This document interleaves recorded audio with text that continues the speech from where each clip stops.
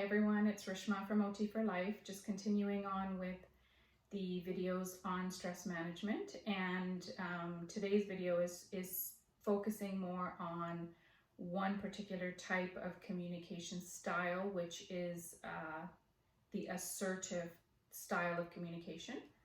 And this style of communication actually involves specific words, so that if you use the assertive type of communication or the assertive style of communication, you will use words like we or I rather than you, which is the word that's more often used in the aggressive style of communication.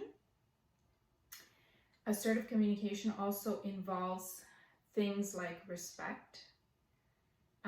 And assertive communication involves a desire to really achieve a win-win.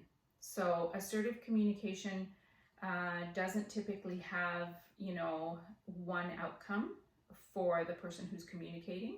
Doesn't mean they don't have an outcome that they would like to have, but they are typically open to other points of view, other perspectives. And they're also open to, changing or shifting their initial sort of agenda if they actually understand someone's perspective and can agree with it. So they're open. So, the assertive type of communication is one that, you may have observed perhaps in your workplace, in maybe a difficult meeting or a difficult conversation. When we think of assertive communication, most of us actually have, experienced assertive communication, but usually it's when we have really thought about it beforehand. So if there's a difficult conversation that's coming up and you think about it beforehand, you will think to yourself, okay, these are the words that I will say, these are the words I won't say. I'm going to stay away from this because I don't want things to get worse.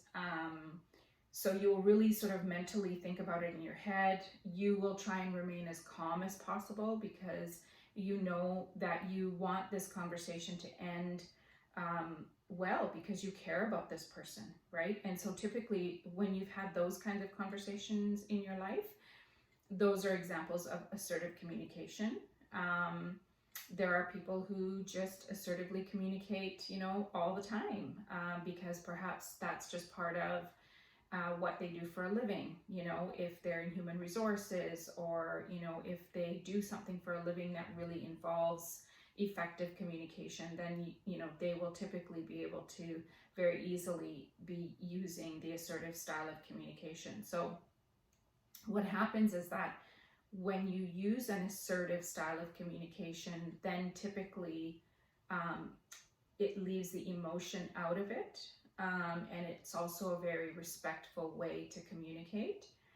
And the hope is that if you are approaching a conversation in an assertive way, the hope is that the person you're having the conversation with will reciprocate, and you can have a back and forth, respectful, rational, calm conversation. Doesn't always happen though, but like we said at the very, very beginning, the only person that you can change is yourself.